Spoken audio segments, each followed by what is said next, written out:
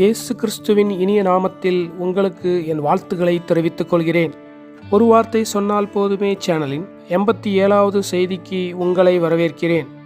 பிரியமானவர்களே, ஒவ்வொரு கிறிஸ்தவனும் கண்டிப்பாக தெரிந்து கொள்ள வேண்டிய மிக முக்கியமான ஆவிக்குரிய காரியங்களை இந்த யூடியூப் சேனலில் பார்த்து கொண்டிருக்கிறோம். அவற்றில் தேவன் தம் மக்களுக்கு வாக்களித்த நல்ல தேசமாகிய கானான் தேசமும் அதன் நன்மைகளும் வளங்களும் உள்ளடங்கும்.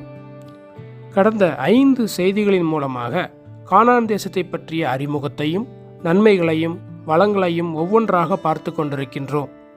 அதன் தொடர்ச்சியாக இந்த செய்தியில் கானான் தேசத்தின் ஆராய்ந்து அறிய முடியாத ஐஸ்வர்யங்களில் ஒன்றாகிய உணவை பற்றி பார்க்க போகின்றோம்.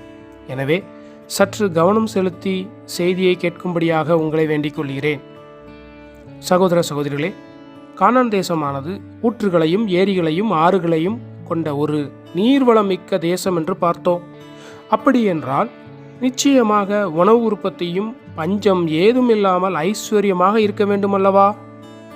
மனிதன் உயிர் வாழ தண்ணீர் இருந்தால் மட்டும் போதாது, கூடுதலாக உணவும் ஒரு இன்றியமையாத தேவையாகும். எனவே கானான் தேசமானது நீர்வளம் நிறைந்தது மட்டுமல்ல, கூடுதலாக அபரிமிதமான உணவையும் கொண்டது. அதாவது கர்த்தராகிய இயேசு கிறிஸ்து ஜீவ தண்ணீராக மாத்திரம் மட்டுமல்ல, ஜீவ அப்பமாகவும் இருக்கிறார் என்று பார்க்கின்றோம்.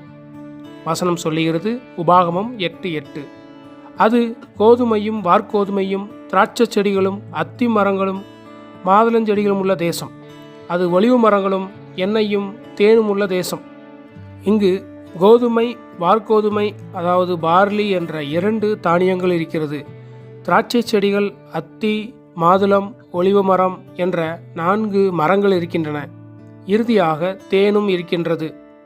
பிரியமானவர்களே, இந்த உணவை பற்றிய 7 காரியங்களும் ஆழமான ஆவிக்குரிய அர்த்தத்தை கொண்டதாகும். எனவே இன்று இந்த செய்தியின் மூலமாக முதலாவது தானியமாகிய கோதுமையை பற்றி பார்ப்போம். வசனம் சொல்லுகிறது, யோவான் 12:24, மெய்யாகவே மெய்யாகவே நான் உங்களுக்கு சொல்லுகிறேன், கோதுமை மணியானது நிலத்தில் விழுந்து சாகாவிட்டால் தனித்திருக்கும், செத்ததேயாகில் மிகுந்த பலனை கொடுக்கும். கோதுமை மணியானது கர்த்தராகிய இயேசு கிறிஸ்துவிற்கு முன்னடையாளமாக இருக்கிறது. இன்னும் துல்லியமாக சொன்னால் கோதுமை மனு உருவெடுத்த இயேசுவை குறிக்கிறது. அதாவது பூமிக்குள் விழுந்து மரித்து அடக்கம் பண்ணப்படுவதற்காக மனு உருவெடுத்த தேவனை குறிக்கிறது. எனவே கோதுமை மணி ஒரு மட்டுப்படுத்துதலை குறிக்கிறது. தேவனாகிய கர்த்தர் ஒரு நாள் நம்மை மீட்பதற்காக கோதுமை மணியாக இந்த மனு உலகத்திற்கு வந்து மனிதனாக வாழ்ந்தார், மனிதனாக மரித்தார், நமக்கு நித்திய மீட்பை உண்டு பண்ணினார்.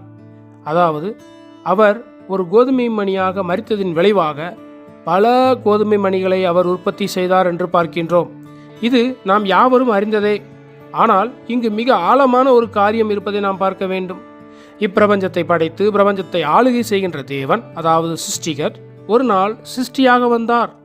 அதாவது மனிதனை படைத்த தேவன் ஒரு நாள் மனிதனாகவே வந்தார். இதை நாம் மேலோட்டமாக பார்த்தால் அப்படியே கடந்து சென்று விடுவோம். சற்று ஆழமாக சிந்தித்து பார்க்க வேண்டும். வசனம் சொல்லுகிறது, பிலிப்பியர் 2:6, அவர் தேவனுடைய ரூபமாயிருந்தும் தேவனுக்கு சமமாயிருப்பதை கொள்ளையாடின பொருளாக எண்ணாமல், அடுத்த வசனம், தம்மைத்தாமே வெறுமையாக்கி அடிமையின் ரூபம் எடுத்து மனுஷர் சாயலானார். அடுத்த வசனம், அவர் மனுஷ ரூபமாய் காணப்பட்டு மரண பரியந்தம், அதாவது சிலுவையின் மரண பரியந்தமும் கீழ்ப்படிந்தவராகி தம்மைத்தாமே தாழ்த்தினார். சிருஷ்டிகர், படைப்பவர், ஆண்டவர், ஆளுகின்றவர் என்ற பிரபஞ்சத்தின் எல்லா வல்லமைகளுக்கும் மேலான ஆதியும் அந்தமுமான நித்தியமான தேவன், அதாவது வரம்பற்ற தேவன், ஒரு நாள் பல வரம்புகளை கொண்ட மனிதனாக வந்தார். புரியும்படி சொல்வதென்றால், உதாரணத்திற்கு ஒரு மாபெரும் நிறுவனத்தை, தொழிற்சாலையை ஸ்தாபித்த ஒருவர் திடீரென்று ஒரு நாள் அந்த நிறுவனத்தில், அந்த தொழிற்சாலையில் கூலிக்கு வேலை செய்யக்கூடிய ஒரு தொழிலாளியாக மாறினால் எப்படி இருக்கும்? அதே போலதான் வரம்பில்லா தேவன் மட்டுப்படுத்தப்பட்ட, வரம்புக்குட்படுத்தப்பட்ட மனிதனாக வந்தார். பிரியமானவர்களே, கானான் தேசத்தில் நாம் பார்க்கின்ற கோதுமை மணியானது நமக்கு ஒரு மாபெரும் மட்டுப்படுத்தும் அனுபவம் தேவை என்பதை விளக்கி காட்டுகிறது. பல வேளைகளில் ஏதாவது ஒரு சூழ்நிலையால், குடும்ப உறவினர்களால் அல்லது அலுவலகத்தில் மேலாளரால் நாம் மட்டுப்படுத்தப்படும் போது மிகுந்த மன உளைச்சலுக்குள்ளாகி, ஏன் எனக்கு மட்டும் இப்படி நடக்குது, நான் ஏன் அப்படிப்பட்ட அவமானங்களை சந்திக்க வேண்டும்? இது ஒரு அர்த்தமற்ற வாழ்க்கை. ஏன் இதை தேவன் அனுமதிக்கிறார் என்று மனதில் அங்கலாய்ப்பதுண்டு. பிரியமானவர்களே, இப்படி நாம் என்றாவது ஒரு நாள் ஏதாவது ஒரு சூழ்நிலையில் யாராவது ஒருவரால் ஏதாவது ஒரு காரியத்தால் மட்டுப்படுத்தப்படும் போது நாம் நினைவு கூற வேண்டிய விஷயம் கானான் தேசத்தின் கோதுமை மணியே என்பதை ஒருபோதும் மறந்துவிடக்கூடாது. தேவனாகிய கர்த்தர் மனிதனாக கோதுமை மணியாக 33 வருடம் ஒரு மட்டுப்படுத்தப்பட்ட ஒரு வாழ்க்கையை இந்த பூமியில் வாழ்ந்து நமக்கு ஒரு முன்மாதிரியை வைத்து சென்றிருக்கின்றார். பூமியில் வாழ்ந்தபோது தூஷணங்களையும் ஏளனங்களையும் சந்தித்தார். தன்னுடன் ஊழியம் செய்த சீடனால் காட்டிக் கொடுக்கப்பட்டார். அவரை கன்னத்தில் அறைந்தார்கள், முள்முடி சூட்டினார்கள், சாட்டையால் அடித்தார்கள், நிர்வாணமாக்கினார்கள். இது எல்லாம் அவரை நேசித்த மக்கள் முன்பாக கொடூரமாக நடைபெற்ற காரியங்கள் என்றால் எந்த அளவிற்கு அவருடைய ஆத்துமா அங்கலாய்த்திருக்க வேண்டும்? இப்படி ஒரு கோதுமை மணியின் அனுபவத்தை, அதாவது 100% மட்டுப்படுத்தப்பட்ட அனுபவத்தை இந்த பூமியில் வாழ்ந்து நமக்கு ஒரு மாபெரும் முன்மாதிரியை கர்த்தராகிய இயேசு கிறிஸ்து வைத்து சென்றிருக்கின்றார். எனவே சகோதர சகோதரிகளே, நம் சூழ்நிலை என்னவாயிருந்தாலும் நாம் கர்த்தரை நோக்கி பார்ப்போம் என்றால் கோதுமை மணியின் வெளிப்பாட்டை பெறுவோம். நம்மை எந்த அவமானமும், எந்த தோல்விகளும், எந்த பிரச்சனைகளும் மனித வாழ்க்கையை ஒருபோதும் வெறுக்க செய்ய முடியாது. மாறாக கர்த்தராகிய இயேசு கிறிஸ்துவை பின்பற்றி அவருடைய அடிச்சுவடுகளை பின்பற்றி ஒரு சாட்சியுள்ள கிறிஸ்துவ வாழ்க்கையை நம்மால் வாழ முடியும். இதை கேட்கின்ற பலருக்கு இது ஒரு உற்சாகத்தை தரலாம். சிலருக்கு ஏன் கிறிஸ்தவன் என்று சொன்னால் இப்படி மட்டுப்படுத்துதல் வாழ்க்கையை வாழ்ந்தாக வேண்டுமா என்று கேள்விகள் எழலாம். ஒன்றை ஞாபகம் வைத்துக் கொள்ளுங்கள். நாம் கோதுமை மணியாக மறிக்கவில்லை என்றால் பலர் நம் மூலமாக கிறிஸ்துவை ஏற்றுக்கொள்ள முடியாது. நாம் பலருக்கு சுவிசேஷ வாய்க்காலாக இருக்க முடியாது.